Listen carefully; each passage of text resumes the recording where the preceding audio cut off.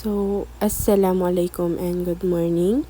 Ngayon ang tatalakay natin ay patungkol sa mga tunguhin ng pamahalaan para sa edukasyon. Kahalagahan ng edukasyon. Mahalaga ang edukasyon sa pag-unlad ng bansa. Pinakamalaking bahagi ng budget na napupunta sa edukasyon taong 2019, pondo na binigay ng pamahalaan is 665.1 billion ang pondo. Ang pamahalaan is may responsibilidad na siguraduhin na ang lahat ng Pilipino ay may maayos na edukasyon. Ibig sabihin sila ang naglalaan ng pera, paaralan, guro at tulong sa mga estudyante. Bakit mahalaga ang edukasyon sa pamahalaan? Dahil dito natututo ang mga bata at kabataan. Nagiging handa sila sa trabaho, nakakatulong ito sa pag-unlad ng ating bansa. Kaya noong 2019 is ang edukasyon ang pinakamalaking binigyan ng pondo ng gobyerno.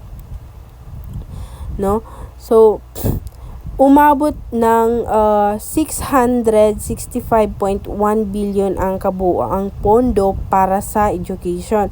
Malaki ang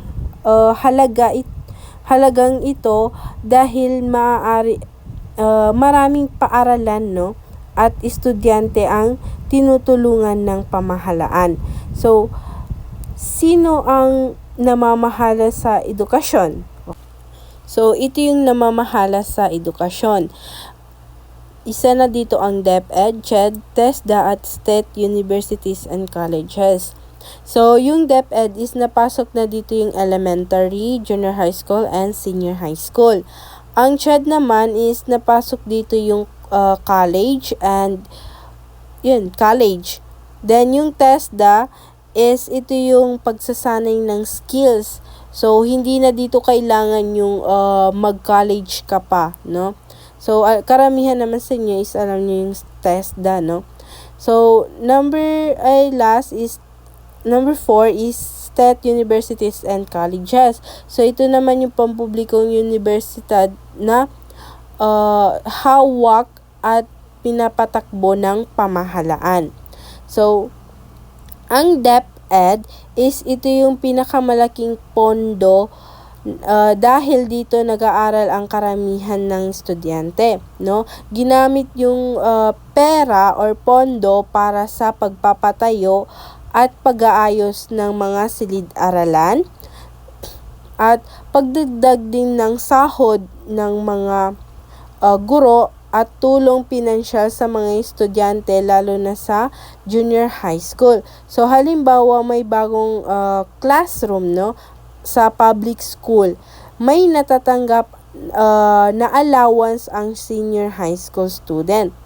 Ang CHED naman is ginagamit yung ang CHED is meron palang 52.4 billion, ginamit yung pondo para sa scholarship ng mga estudyante, and free higher education program. Ang TESDA naman is merong 12.6 billion, ginamit naman yung pondo nito para sa skill training tulad ng cooking, welding, electronic at iba pa. Marami yan. And tulong sa mga hindi nakapagtapos ng pag-aaral. Halimbawa, isang tao na natutong magluto o mag-ayos ng makina para makahanap ng trabaho. Yun. And last is State Universities and Colleges. Merong pondo ito na 68.3 billion. Ginamit yung pondo para sa pag-aayos ng mga sirang gusali, pag-aayos ng mga upuan, bubong or laboratory, yun lang. Next, ang Philippine Development Plan. Plano ng pamahalaan para sa pag-unlad ng bansa. Saklaw ang edukasyon, trabaho at ekonomiya. ginamit mula 2017 to 2020. So, ang Philippine Development Plan or PDP ay plano ng pamahalaan kung paano pauunlad ang Pilipinas. So, kasama dito ang plano para sa education, trabaho, ekonomiya at buhay ng mga Pilipino. So, ang edukasyon ang susi sa kaunlaran, kaya malaki ang pondong ibinigay ng pamahalaan sa edukasyon gaya ng sabi ko kanina. So malaki yung pondo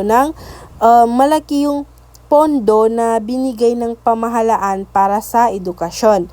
So ang plano ay ginawa ng NEDA or NEDA. So, ginamit mula 2017 hanggang ngayon, hanggang 2022. Okay, next, mga layunin ng PDP. Palakihin ang ekonomiya sa Pilipinas. So, layunin na maging mas maunlad na bansa ang Pilipinas sa pagsapit ng 2022. So, nasa 2022 pa to ha. So, ibig sabihin, mas maraming negosyo, mas maraming trabaho, mas maayos na pamumuhay. Next is, bawasan ang kahirapan. No? Layunin na mabawasan ang kahirapan lalo na sa mga probinsya. So, kita nyo naman, no? Karamihan talaga sa probinsya is dyan natin makikita yung mga nahihirapang tao. Okay? So, halimbawa, no, mas maraming tulong sa mahihirap na pamilya tulad ng ayuda at trabaho. So, next is pataasin ang edukasyon at kalusugan. So, gusto ng pamahalaan na mas maraming makapagtapos ng pag-aaral. Mas malusog ang mga Pilipino. Halimbawa, mas maayos na paaralan at libreng serbisyo pangkalusugan. So, layunin talaga ng pamahalaan na maraming kabataan na gusto nila na makapagtapos ng kanilang pag-aaral. So, next is bawasan ang walang trabaho, no? So, layunin na mas maraming Pilipino na may trabaho. Halimbawa, paglikha ng trabaho sa pabrika, opisina at iba pang hanap buhay. So, next, palakasin ang tiwala sa pamahalaan. So, maging aktibo ang mga tao sa kanilang barangay, no? Matulungan ang komunidad, halimbawa barangay programs at proyekto para sa lahat. Palakasin ang komunidad. Okay. Maging handa ang tao bagong kaalaman at teknolohiya. Marunong makibagay sa pagbabago ng mundo.